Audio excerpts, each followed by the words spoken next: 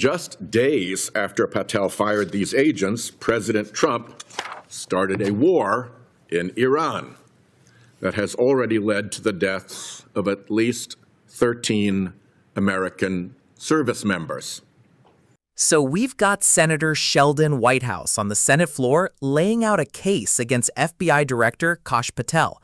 And this isn't just a political attack. He's got receipts, grand jury testimony, redacted transcripts, fired counterintelligence agents, and a timeline that connects Patel's decisions directly to American service members dying in Iran. I have thoughts. Let's get into it together. Kash Patel fired roughly a dozen agents and analysts from the FBI's CI-12 unit, a counterintelligence unit dedicated to protecting Americans from foreign espionage. One of the foreign actors that this unit specializes in is Iran and its proxies. According to CNN, this unit was, and I quote, instrumental in tracking potential threats after the first Trump administration killed a top Iranian official in 2020. Just days after Patel fired these agents, President Trump started a war in Iran that has already led to the deaths of at least 13 American service members. If it seems like a bad decision to fire career law enforcement professionals who specialize in defending against Iranian threats just days before we start a war with Iran, that's because it is. And it's even worse when you consider why Patel fired these agents. These agents had been assigned to Jack Smith's investigation into Donald Trump's illegal hoarding of classified documents at Mar-a-Lago. Patel claims that as part of that investigation, Jack Smith issued grand jury subpoenas for toll records for Patel and for Susie Wiles when they were private citizens. Patel also insists that the FBI recorded one of Wiles's phone calls, which her own attorney has denied. If you ask anyone with law enforcement experience to react to news that the FBI may have sought these toll records, the response is simple. Of course they did. Virtually every investigation involves subpoenas for toll records for any number of reasons. Sometimes it's to construct a timeline of events. Sometimes it's to rule out wrongdoing. Sometimes it's to prepare for a witness interview. Sometimes it's to help understand the scope of a conspiracy. In fact, the first Trump DOJ did the same thing Republicans have criticized Jack Smith for doing, getting the toll records of members of Congress, following the DOJ policies then in place, and getting non-disclosure orders. Here's what Chairman Grassley said at the time. Investigation into members of Congress and staff are nothing new, and the Justice Department has specific procedures for such sensitive investigations. Apparently, when the Trump DOJ does it, it's nothing new. When Jack Smith does it, it's a modern Watergate. With Patel, it's obvious why Jack Smith was looking at him. Patel made himself a fact witness in that investigation. He went on podcasts bragging about how he planned to post classified information online at Donald Trump's direction, and how he'd personally witnessed Donald Trump declassify records. We have known for years that Smith was looking into Patel's role because Smith subpoenaed Patel to testify before a grand jury. Where is Patel's grand jury testimony. Why is that still hidden? The same goes for Ms. Wiles. Wiles is referenced in the indictment against President Trump because Trump showed her classified documents when she didn't have a security clearance. The same month that indictment came out, the PAC Wiles ran received its highest payment ever from the Trump campaign. That's another thing that any investigator worth their salt would take a close look at. The same goes for the rest of the subpoenas my colleagues on the other side want to talk about today. Jack Smith was investigating a massive conspiracy by Trump officials and their allies to overturn an election and attack the Capitol on January 6. Is anyone surprised that he issued subpoenas as part of that investigation? And why? As Smith told the House Judiciary Committee under oath, his investigation, quote, involved interviewing and subpoenaing records of Republicans because that's who Donald Trump sought to prey on to stay in office. Somebody geared up the Republican Attorneys General Association, or RAGA, to sponsor the rally that turned into the riots on January 6 and pay for robocalls, urging people to march to the Capitol building and fight to protect the integrity of our elections. Jeffrey Clark, who worked at DOJ at the time, tried to convince the Department of Justice leadership to send a letter to try to overturn the election results in Georgia. President Trump almost made him acting attorney general because Clark was willing to help Trump try to overturn the election. Pretend for a minute that Jack Smith and all the DOJ and FBI officials who helped his investigation did do something wrong. What would real oversight look like? Well, first, Republicans would accept Jack Smith's offer to testify before this committee under oath, instead of holding a series of hearings on conspiracy theories without anything new to say. Why not call him? Hear it from the man himself.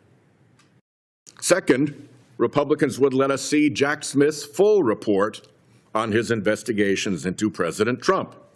We only have Volume 1, which explains the subpoenas he issued in the 2020 election interference investigation. We still need Volume 2 on his classified documents crimes investigation.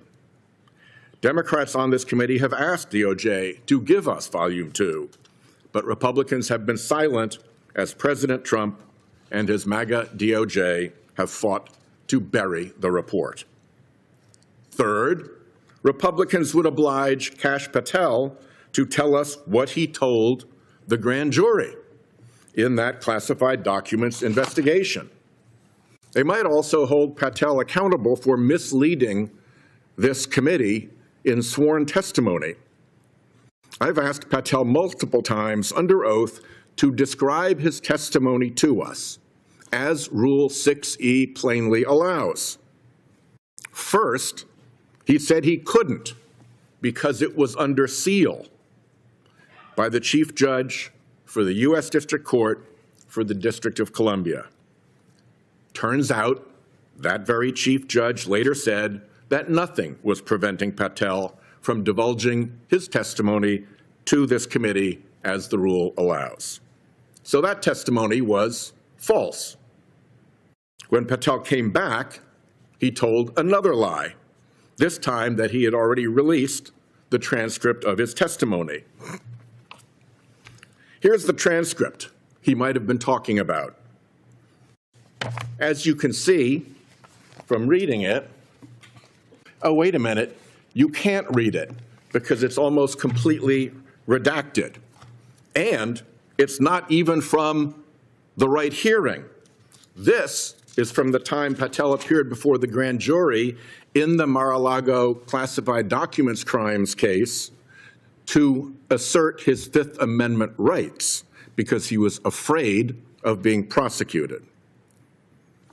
The testimony that he actually ended up giving once his Fifth Amendment plea was accepted and he was immunized, we have never seen. If this committee is so interested in Jack Smith's investigation, it should want to know what Patel had to say in that investigation, why he was so afraid to say it, and why he's so afraid to tell us about it now, and instead repeatedly lies to this committee. I'll close by talking about what this hearing should be about. Those counterintelligence agents Kash Patel fired aren't the only career law enforcement officials forced out by this administration, nor are they the only ones purged because they were assigned to investigate President Trump's crimes. Here's what has happened at the FBI since President Trump took office. The FBI has lost at least 300 agents working on national security matters, transferred agents out of the domestic terrorism operations section, disbanded the Foreign Influence Task Force, and instructed joint terrorism task forces to work on immigration cases. At DOJ, more than 6,000 employees have left.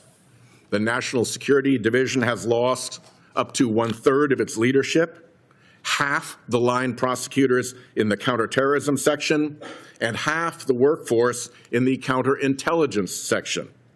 Attorney General Bondi disbanded DOJ's Task Force Capture, Kleptocracy Team, and Kleptocracy Asset Recovery Initiative. It is the same story throughout the administration where conspiracy theories and obsessions with revenge are decimating the career law enforcement who protect us against national security threats. Major cuts at the Office of the Director of National Intelligence. Laura Loomer forcing out the heads of the NSA and U.S. Cyber Command. DHS gutting its Office to Prevent Domestic Terrorism and putting a 22-year-old with no experience in charge. And cutting the workforce of CISA, which protects us from cyber security threats from bad actors like Iran. Americans are made less safe every time this committee holds a hearing promoting fake outrage about Jack Smith and denigrating FBI and DOJ professionals. Every time MAGA influencers like Laura Loomer convince the president to fire agency heads. And every time Kash Patel fires FBI experts because he wants to distract from his own incompetence, his wasting of taxpayer dollars to fly around the world on a private jet, his partying at the Olympics, or his undermining of the FBI's own investigation. Instead of chasing conspiracy theories down rabbit holes, that's what we should be focused on. Okay, let's talk about everything you just heard, because Whitehouse just laid out something that I think deserves a lot more attention than it's getting. Start with the counterintelligence agents. Patel fired roughly a dozen agents and analysts from the FBI CI-12 unit, the unit specifically dedicated to tracking Iranian threats and protecting Americans from foreign espionage. You just heard Whitehouse say this unit was instrumental in tracking potential threats after the first Trump administration killed a top Iranian official in 2020. And then, days after Patel fired these agents, Trump started a war with Iran that has already killed at least 13 American service members. That's not a coincidence Whitehouse is pointing at. That's a timeline. You fire the people protecting us from Iran, and then we go to war with Iran, and Americans die. And why did Patel fire them? Because these agents had been assigned to Jack Smith's investigation into Trump's illegal hoarding of classified documents at Mar-a-Lago. That's it. That's the reason. Career counterintelligence professionals, people who spent their careers protecting Americans from foreign espionage, fired because they had been assigned to investigate Donald Trump.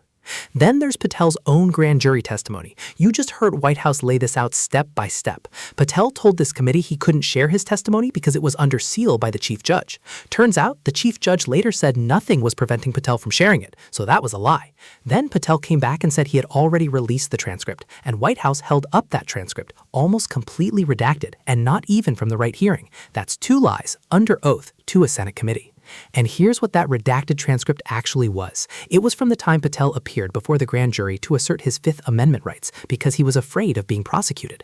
The FBI director, the man now running the FBI, was so afraid of being prosecuted that he took the Fifth in front of a grand jury investigating Donald Trump's classified documents crimes.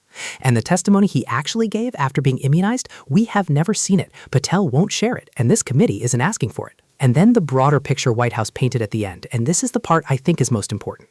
This isn't just about Patel. The FBI has lost at least 300 agents working on national security matters. The Foreign Influence Task Force disbanded. The Domestic Terrorism Operations Section gutted. DOJ has lost more than 6,000 employees. The National Security Division has lost up to 1/3 of its leadership. Half the prosecutors in the Counterterrorism Section. Half the workforce in the Counterintelligence Section. Attorney General Bondi disbanded the Kleptocracy Team. Laura Loomer forced out the heads of the NSA and U.S. Cyber Command. DHS put a 22-year-old with no experience in charge of protecting us from cyber threats from countries like Iran. And through all of this, the committee is holding hearings about Jack Smith, about subpoenas, about conspiracy theories, while the actual national security apparatus of the United States is being systematically dismantled. Whitehouse said it at the end, and I think he's right. Americans are made less safe every time this committee promotes fake outrage about Jack Smith instead of asking why the people protecting us from Iran, Russia, and China are being fired one by one. Do you think Kash Patel is dismantling the FBI on purpose, or do you think this is just incompetence? Let me know in the comments. Like and subscribe. I'll see you in the next video.